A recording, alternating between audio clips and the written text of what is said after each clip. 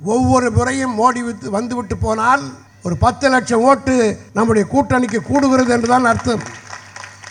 காரணம், அவர் இங்கே வந்து இந்த ஆட்சியின் மீது குறை சொல்வதற்கு அவருக்கு யோகியதை கிடையாது. அதற்கு மாறாக திசை திருப்புகின்ற வகையில் பேச்சுக்களை பேசிக் கொண்டிருக்கிறார். குடும்ப அரசியல் என்கிறார். உனக்கு குடும்பம் இல்லைன்னா நாங்களா ஏற்பாடு பண்ணி கொடுக்க முடியும்? நான் இன்றைக்கு இந்த மேடையில் சொல்லிவிட்டு போகிறேன், மத்திய சர்க்காருடைய ஒற்றர்கள் இங்கே இருப்பார்கள். ஏன்னா நாங்கள் போகிற கூட்டத்துக்கெல்லாம் வர்றாங்க. காரணம் என்னவென்று கேட்டால், நம்முடைய சேகர் பாபு அம்பத்தூரில் ஒரு கூட்டம் ஏற்பாடு பண்ணார். டிஎஸ்பி ராஜகோபால்லாம் உட்காந்துருக்காங்க. அந்த கூட்டத்தில் நான் பேசினேன். EVKS இளங்கோவன் பேசினார். அடுத்த நாள் கவர்னருக்கு எனக்கு ட்விட்டரில் செய்தி போடுறார், கண்டித்து போடுகிறார். இதிலிருந்து என்ன தெரியுதுன்னு சொன்னால், இங்கே இருக்கிற நீங்கள் எல்லாம் இருக்கிறீங்க, உங்களுக்கு நடுவிலே ஒரு ஆள் இருப்பான். ஆள் பம்மல்ல தாமோ அன்பரசு பேசினார். அடுத்த நாளே டில்லியில் எஃப்ஐஆர் போடுறான். ஆகவே ஒற்றர்கள் வந்திருக்கிறார்கள் என்கிற தைரியத்தோடு துணிச்சலோடு நான் சொல்லுகிறேன், உனக்கு தைரியம் இருந்தால், துணிவு இருந்தால், கோவைக்கு வருகிறார் அல்லவா மோடி, பதில் சொல்லட்டும். ஈழத் தமிழர்களை பற்றி பேசுகிற நீ, மீனவர்களை பற்றி பேசுகிற நீ, இலங்கை அரசுக்கு பிச்சைக்கார நாடாகிவிட்டது இலங்கை. என்ன காரணம்? தமிழ் இனத்துக்கு அவர்கள் செய்த துரோகம். தமிழனை சுட்டு கொன்றார்கள். அதனுடைய விளைவு இலங்கை இன்றைக்கு பிச்சைக்கார நாடாகி எல்லோரிடத்திலும் பிச்சை எடுத்துக் கொண்டிருக்கிறது. இங்கே இருக்கின்ற மக்களிடத்தில் வரிப்பணத்தை வாங்கி கொண்டு தமிழ்நாட்டில் வெள்ளம் ஏற்பட்டால் சல்லி காசு கொடுக்க முடியாது என்று சொல்லுகிற மோடியே, சென்னையிலே வெள்ளம் என்றால் சல்லி காசு கொடுக்க முடியாது என்று சொல்கிற மோடி அவர்களே, இலங்கைக்கு அவருடைய பொருளாதாரத்தை சீர் செய்ய 34,000 கோடி ரூபாய் இந்திய அரசின் சார்பாக மோடியே நீ கொடுத்தாயா இல்லையா என்பதை மறுத்து பேசுவதற்கு தயாரா? 34,000 கோடி எங்களை கொன்றவனுக்கு கொடுக்கிறாய், எங்கள் இனத்தை அழித்தவனுக்கு கொடுக்கிறாய். ஆனால் சென்னையிலே பரிதாபத்துக்கு பணம் கேட்டால் இல்லை என்று சொல்கிற மோடியே, எந்த மூஞ்சி வைத்துக் கொண்டு இங்கே ஓட்டு கேட்க வருகிறாய்?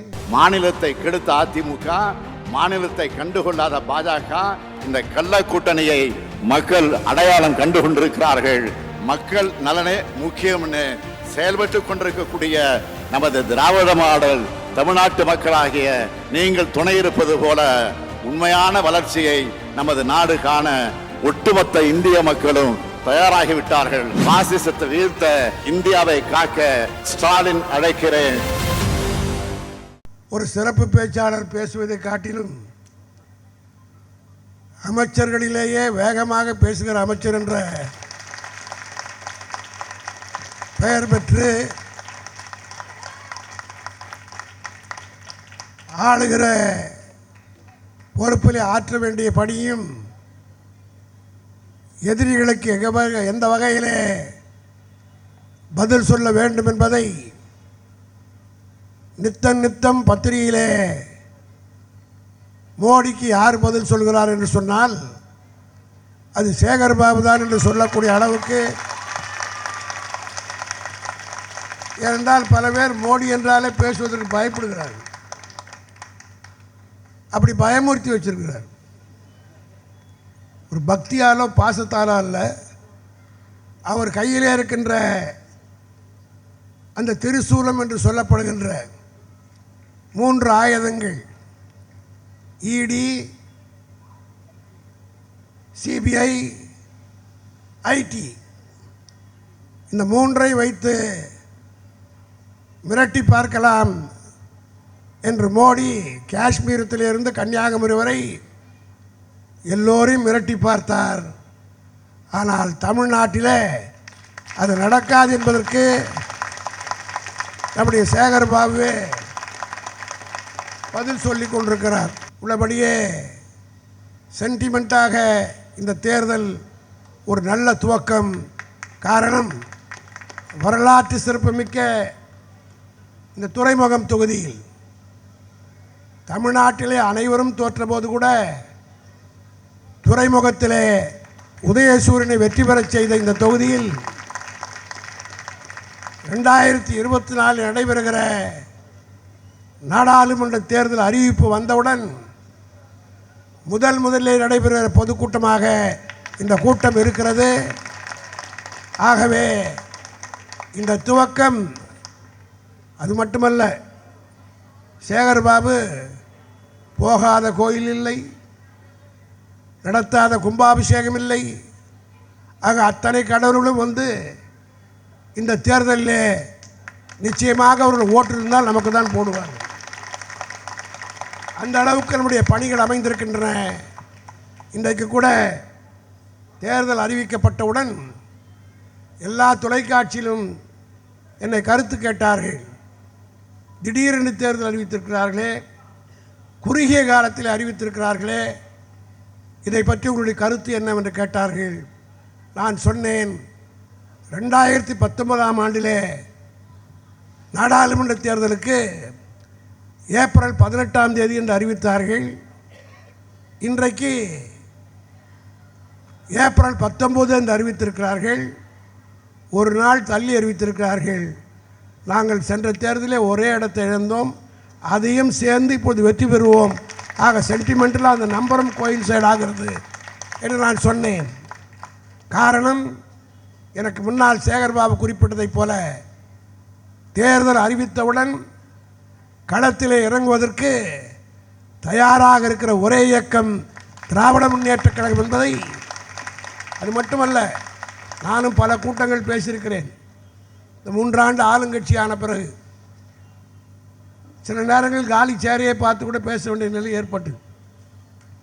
ஆனால் தேர்தல் அறிவிக்கப்பட்டு விட்டவுடன் திமுக தொண்டன் எங்கே தூங்கியிருந்தாலும் களத்துக்கு வருவார் என்பதற்கு எடுத்துக்காட்டு கண்ணு கட்டிய தலைவு இன்றைக்கு இந்த இடத்திலே கூடியிருக்கிறீர்கள் சொன்னால் இதுதான் திமுக.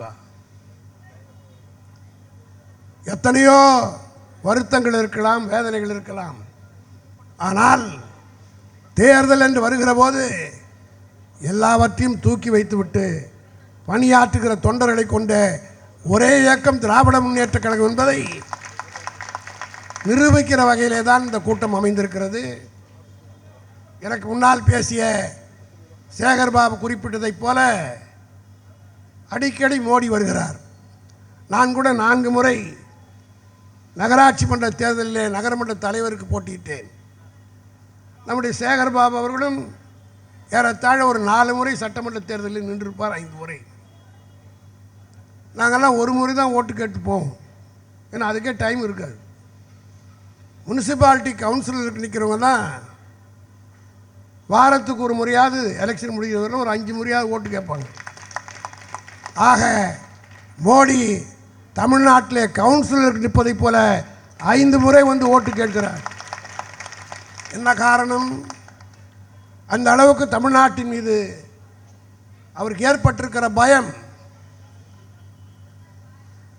ஒன்றை மட்டும் நான் தெரிவித்துக் கொள்கிறேன், ஒவ்வொரு முறையும் மோடி வந்துவிட்டு போனால் ஒரு 10 லட்சம் ஓட்டு நம்முடைய கூட்டணிக்கு கூடுகிறது என்றுதான் அர்த்தம். காரணம், அவர் இங்கே வந்து இந்த ஆட்சியின் மீது குறை சொல்வதற்கு அவருக்கு யோகியதை கிடையாது. அதற்கு மாறாக திசை திருப்புகின்ற வகையில் பேச்சுக்களை பேசி கொண்டிருக்கிறார். குடும்ப அரசியல் என்கிறார். உனக்கு குடும்பம் இல்லைன்னா நாங்களாக ஏற்பாடு பண்ணி கொடுக்க முடியும்? எங்களுக்கு குடும்பம் இருக்கிறது. அதைத்தான் எங்கள் தளபதி அவர்கள் தெளிவாக சொன்னார். இது குடும்ப கட்சித்தான். திராவிட முன்னேற்றக் கழகம் என்ற குடும்பம்தான் இந்த நாட்டை நடத்துகின்ற ஒரு கட்சியாக இருக்கிறது. கிழிந்து வந்த கீரல் விழுந்த கிராம்ஃபோன் ரெக்கார்டை போல மோடி பேசி கொண்டிருக்கிறார். நேற்றைக்கு கன்னியாகுமரியில் வந்து தமிழ்நாட்டுடைய வளர்ச்சிக்கு திமுகவும் காங்கிரசும் எதையும் செய்யவில்லை, அவர்கள் விரும்பவில்லை என்று கேட்கிறார். இங்கே பத்திரிகையாளர்லாம் வந்திருக்கிற காரணத்தினாலே உங்கள் மூலமாக நான் தெரிவித்துக் கொள்ள விரும்புகிறேன். இந்தியாவிலே அதிக சம்பளம் வாங்குறவர் யார் தெரியுமா? சுந்தர் பிச்சை. அந்த பிச்சை, சுந்தர் பிச்சை யாருடைய காலத்திலே படித்து பட்டம் பெற்று அமெரிக்காவுக்கு போனார் என்றால் திமுக ஆட்சி காலத்திலே படித்து இன்றைக்கு அமெரிக்காவிலே முதல் சம்பளம், இந்தியாவிலேயே அதிகமான சம்பளம் வாங்கக்கூடியவர் எங்கள் ஆட்சி காலத்திலே திராவிட ஆட்சியிலே, திராவிட இயக்கங்கள் ஆட்சியிலே தான் படித்து பட்டம் பெற்றார். இப்போ சந்திரமண்டலத்துக்கு போய் அங்கே கொடி நட்டு விட்டு வந்தார்களே, அவர்களெல்லாம் மோடி அவர்களே பீகாரில் படித்தவர்களா, உத்தரப்பிரதேசத்தில் படித்தவர்களா, இந்தி படித்தவர்களா? மயில்சாமி அண்ணாதுறையிலிருந்து அத்தனை பேரும் எங்கள் ஆட்சி காலத்தில் இருமொழி கொள்கையை படித்து சந்திரமண்டலத்துக்கே போய்விட்டு வந்திருக்கிறார்கள். இது கூட அவருக்கு தெரியலன்னா அப்புறம் அவர் பிரதமராக இருந்து என்ன தெரிஞ்சுக்கிட்டார்? பட்டியல் என்னாலே போட்டு காட்ட முடியும். நாங்கள் செய்திருக்கிற சாதனை என்ன, நிறைவேற்றி இருக்கக்கூடிய திட்டங்கள் என்ன, ஒரே மேடையில் விவாதிக்க மோடி தயாரா? நீங்கள் என்ன செய்தீர்கள்? இங்கே வந்து கச்சத்தீவை நாங்கள் மீட்டு தரவில்லை என்று சொல்கிறார். இந்த வரலாறு தெரியுமா? நேரம் இல்லை, அதனால விரிவாக பேச முடியவில்லை.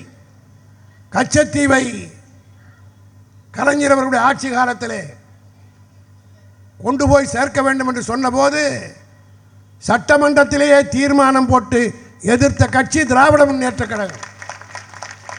அதோடு மட்டுமல்ல, ஆளுங்கட்சியாக அன்றைக்கு 74 இருந்தபோது மத்திய அரசை கண்டித்து கச்சத்தீவை மீட்பதற்காக கண்டன கூட்டங்கள் தமிழ்நாடு பூரா நடைபெற்றது. ஓபி ராமனும் நானும் அன்றைக்கு விழுப்புரத்திலேயே அன்றைக்கு கண்டன கூட்டம் பேசினோம். இதெல்லாம் வரலாறு தெரியாது.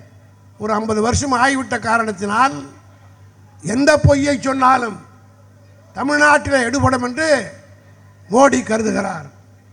நான் கேட்கிறேன் மோடி அவர்களை, தமிழ்நாட்டு அரசியலிலே தமிழ்நாட்டு மக்களுக்கு நீங்கள் சாதித்த சாதனை என்ன? எந்த மூஞ்சை வைத்துக் கொண்டு இங்கே ஓட்டு கேட்கிறீர்கள்? கேட்டாரே சேகர்பாபு, சல்லி காசு கொடுத்தீர்களா? கச்சத்தீவை பற்றி பேசுகிற மோடி அவர்களே, இலங்கையில் இருக்கிற மீனவர்களை ஏதோ இவர்தான் காப்பாற்றுவதை போல் சொல்கிறார். எவ்வளவு பெரிய பொய்! நான் இன்றைக்கு இந்த மேடையில் சொல்லிவிட்டு போகிறேன். மத்திய சர்க்காருடைய ஒற்றர்கள் இங்கே இருப்பார்கள். ஏன்னா நாங்கள் போகிற கூட்டத்துக்கெல்லாம் வர்றாங்க. காரணம் என்னவென்று கேட்டால், நம்முடைய சேகர்பாபு அம்பத்தூரில் ஒரு கூட்டம் ஏற்பாடு பண்ணார். டிஎஸ்பி ராஜகோபால்லாம் உட்காந்துருக்காங்க. அந்த கூட்டத்தில் நான் பேசினேன். EVKS இளங்கோவன் பேசினார். அடுத்த நாள் கவர்னருக்கு எனக்கு ட்விட்டரில் செய்தி போடுறார், கண்டித்து போடுகிறார். இதிலிருந்து என்ன தெரிகிறதுன்னு சொன்னால், இங்கே இருக்கிற நீங்கள் எல்லாம் இருக்கிறீங்க, உங்களுக்கு நடுவிலே ஒரு ஆள் இருப்பான். ஆள் பம்மல்ல தாமோ அன்பரசு பேசினார். அடுத்த நாளே டில்லியில் எஃப்ஐஆர் போடுறான். ஆகவே ஒற்றர்கள் வந்திருக்கிறார்கள் என்கிற தைரியத்தோடு, துணிச்சலோடு நான் சொல்லுகிறேன், உனக்கு தைரியம் இருந்தால், துணிவு இருந்தால், கோவைக்கு வருகிறார் அல்லவா மோடி, பதில் சொல்லட்டும். ஈழத் தமிழர்களை பற்றி பேசுகிற நீ, மீனவர்களை பற்றி பேசுகிற நீ, இலங்கை அரசுக்கு பிச்சைக்கார நாடாகிவிட்டது இலங்கை. என்ன காரணம்? தமிழ் இனத்துக்கு அவர்கள் செய்த துரோகம். தமிழனை சுட்டு கொன்றார்கள். அதனுடைய விளைவு இலங்கை இன்றைக்கு பிச்சைக்கார நாடாகி எல்லோரிடத்திலும் பிச்சை எடுத்துக் கொண்டிருக்கிறது. இங்கே இருக்கின்ற மக்களிடத்தில் வரிப்பணத்தை வாங்கி கொண்டு, தமிழ்நாட்டில் வெள்ளம் ஏற்பட்டால் சல்லி காசு கொடுக்க முடியாது என்று சொல்லுகிற மோடியே, சென்னையிலே வெள்ளம் என்றால் சல்லி காசு கொடுக்க முடியாது என்று சொல்லுகிற மோடி அவர்களே, இலங்கைக்கு அவருடைய பொருளாதாரத்தை சீர் செய்ய 34,000 கோடி ரூபாய் இந்திய அரசின் சார்பாக மோடியே நீ கொடுத்தாயா இல்லையா என்பதை மறுத்து பேசுவதற்கு தயாரா? 34,000 கோடி எங்களை கொன்றவனுக்கு கொடுக்கிறாய், எங்கள் இனத்தை அழித்தவனுக்கு கொடுக்கிறாய். ஆனால் சென்னையிலே பரிதாபத்துக்கு பணம் கேட்டால் இல்லை என்று சொல்கிற மோடியே, எந்த மூஞ்சி வைத்துக் கொண்டு இங்கே ஓட்டு கேட்க வருகிறாய்? இதெல்லாம் நாங்கள் சொல்ல மாட்டோமா? சிஏ என்கிற ஒரு கொடிய சட்டத்தை என்றைக்கு தேர்ந்தது? எப்போ நிறைவேற்றப்பட்டது? 2019-20 இத்தனை ஆண்டு காலமாக அதை அமல்படுத்தாமல் சுப்ரீம் கோர்ட்டிலே தேர்தல் பத்திரத்தை பற்றி கேள்வி கேட்டவுடன் மக்கள் கவனத்தை திசை திருப்புவதற்காக அவசரமாக அந்த சட்டத்தை அமல்படுத்துகிறாயே, அது எந்த நாளில்? இஸ்லாமிய மக்கள் மிகவும் புனித மாதமாக கருதுகிற ரம்லான் மாதத்தில் அந்த முதலாம் நாள் ரம்லான் நாளுடைய முதல் நாளிலே அறிவிக்கிறாயே, எவ்வளவு கொடூரமான எண்ணம் படைத்தவன் நீ! வேறு நாளே உனக்கு கிடைக்கவில்லையா? 10 நாளைக்கு முன்னாலே சொல்லியிருக்கலாம் அல்லவா? எதற்காக அன்றைக்கு தேர்ந்தெடுத்து அறிவிக்கிறாய்? நான் இஸ்லாமியர்களுக்கு எதிரி என்று யாரையோ திருப்திப்படுத்துவதற்கு. அங்கே இருக்கிறவன் ஏமாறுவான், ஆனால் தமிழ்நாட்டுக்காரன் எவனும் ஏமாற மாட்டான் என்பதை மட்டும் மோடிக்கு நான் தெரிவித்துக் கொள்கிறேன். இந்த சட்டத்தை நிறைவேற்றி அதன் மூலமாக எல்லோரும் வந்தே குடியேறலாம். ஆனால் இஸ்லாமியர்களுக்கு மட்டும் அந்த சலுகை என்று சொன்னீர்களே, எந்த வகையிலே நியாயம்? நாடாளுமன்றத்திலே அது விவாதத்துக்கு வந்து மாநிலங்களவையிலே நடைபெற்று கொண்டிருக்கிற போது திமுகவின் சார்பில் நாங்கள் 5 பேர் பாராளுமன்ற உறுப்பினர் ராஜ்யசபா உறுப்பினராக இருந்தோம். திருச்சி சிவா அவர்களும், TKS இளங்கோவன் அவர்களும், பேரவை சண்முகம் அவர்களும், வில்சன் அவர்களும், நானும் 5 உறுப்பினர்கள். அதிமுகவை சார்ந்தவர்கள் 11 பேர், அவருடைய ஆதரவு பெற்றவர்கள் 2 பேர், ஆக மொத்தம் 13 பேர். அந்த விவாதம் முடிந்தவுடன் சட்டம் நிறைவேற்றுவதற்கு முன்பாக சட்டப்பேரவையில் இருப்பவர்களுக்கெல்லாம் தெரியும், இந்த சட்டத்தை ஆதரிப்பவர்கள் ஆம் என்க, எதிர்ப்போர் இல்லை என்க என்று சொல்லி சபாநாயகரோ அல்லது அவையினுடைய தலைவரோ தீர்ப்பு கூறி சட்டத்தை முடித்து விடுவார்கள். ஆனால் அன்றைய தினம் அந்த சட்டம் நிறைவேற்றப்படுகிற போது திமுகவின் சார்பிலே ஒரு திருத்தத்தை கொடுத்தோம். பார்சியை சேர்த்திருக்கிறீர்கள், இந்துக்களை சேர்த்திருக்கிறீர்கள், சீக்கியர்களை சேர்த்திருக்கிறீர்கள், அதில் இஸ்லாமியர்களும் சேர்த்துக் கொள்ளுங்கள். அதே போல இலங்கையிலே படுகொலை செய்யப்பட்டு இனப்படுகொலைக்கு ஆளாகி திக்கற்றவர்களாக இருக்கின்ற ஈழத் தமிழர்களும் சேர்த்துக் கொள்ளுங்கள் என்ற திருத்தத்தை கொடுத்தோம். அது விவாதத்துக்கு விடப்பட்டு ஓட்டெடுப்புக்கு விடப்படுகிறது. ஓட்டெடுப்பு விடுகிற போது 124 பேர் ஆதரவாக வாக்களிக்கின்றார்கள். எதிர்த்து நாங்கள் எல்லாம் 99 பேர் அந்த சட்டம் நிறைவேற்றக்கூடாது என்று வாக்களிக்கின்றோம். இங்கே இருக்கக்கூடிய பொதுமக்கள், குறிப்பாக எடப்பாடி ஏமாத்துகிறாரே, ரம்லான் நோன்பு போய் சாப்பிடுவது போல வேடம் போடுகிறாரே, அதையும் பத்திரிகைகளை போடுகிறார்களே, அதையும் விளம்பரம் படுத்துவதற்கு ஒரு சிலர் அந்த கட்சியில் இருக்கிறார்களே, அவர்களை எல்லாம் மனசாட்சியோடு நான் கேட்க விரும்புகிறேன். அந்த வாக்கெடுப்பில் 13 பேர், நானும் பாராளுமன்றத்தில் பலமுறை அதிமுகவை பார்த்திருக்கிறேன், ஒட்டுமொத்தமாக 11 பேர் என்றைக்குமே சபைக்கு வரமாட்டாங்க. 5 பேர் வருவான், 6 பேர் வருவான், 2 பேர் இருப்பான். அதில் நவநீதன் கிருஷ்ண ஒருத்தன் தான் காலையில் வந்தால் சாயந்தரம் பெஞ்சிலே உட்காந்து போவாங்க. மற்றவர்களெல்லாம் வருவாங்க போவாங்க. ஆனால் இது இஸ்லாமியருக்கு எதிராக வருகிற சட்டத்தில் வாக்களிக்க வேண்டும் என்று 1 மணி நேரத்துக்கு முன்பாகவே இதை எடப்பாடி எம்ஜிஆர் மீதும் நம்முடைய ஜெயலலிதா மீதும் சத்தியம் வைத்து சொல்லட்டும், அப்படி நாங்கள் நடக்கவில்லை என்று. உண்மையிலே 2 பேர் மேலே எடப்பாடிக்கு மரியாதையும் பக்தியும் இருந்தால் புரட்சித் தலைவர் எம்ஜிஆர் மீதும் புரட்சித் தலைவி என்று சொல்லப்படுகிற ஜெயலலிதா மீதும் ஆணையிட்டு சொல்லட்டும். 11 பேரும் உட்கார்ந்து 1 மணி நேரத்திற்கெல்லாம் வாக்கெடுப்புக்கு முன்னால் வந்து உட்கார்ந்து, அவரோடு மட்டுமல்ல, அவர் கூட்டணியிலே வெற்றி பெற்ற GK வாசனையும் அன்புமணி ராமதாஸ் அவர்களையும் வைத்துக்கொண்டு அந்த 13 ஓட்டு எங்களுக்கு ஆதரவாக விழுந்திருந்தால் எங்களுக்கு 112 ஓட்டு கிடைத்திருக்கும்.